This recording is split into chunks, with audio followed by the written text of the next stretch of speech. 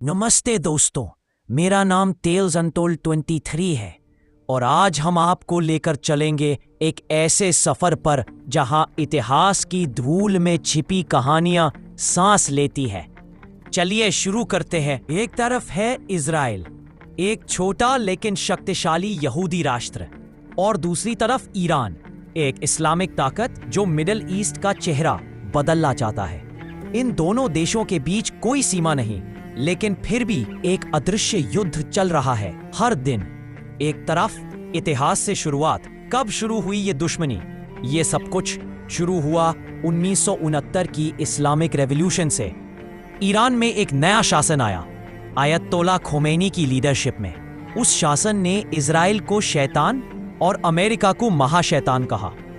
तब से लेकर आज तक ईरान इज़राइल के अस्तित्व को ही नकारता है, और इज़राइल वो मानता है कि अगर ईरान के पास परमाणु हथियार आ गए तो यहूदी राष्ट्र का अस्तित्व खतरे में आ सकता है। 2. प्रॉक्सी वॉर, सीधा युद्ध नहीं लेकिन हर दिन टकराव। ईरान सीधे हमला नहीं करता, वह अपने प्रॉक्सी ग्रुप्स के जरिए इजराइल पर हमला करता है।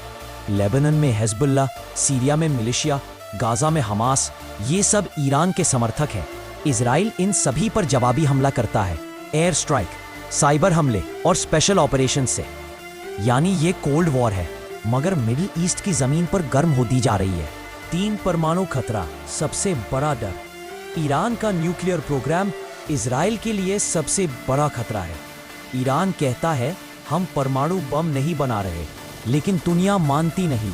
इजराइल का सीधा बयान है, अगर जरूरत पड़ी तो हम ईरान की न्यूक्लियर साइट्स पर हमला करेंगे। कई लोग इसे धर्म की लड़ाई समझते हैं, यहूदी बनाम मुस्लिम, लेकिन हकीकत इससे ज्यादा जटिल है।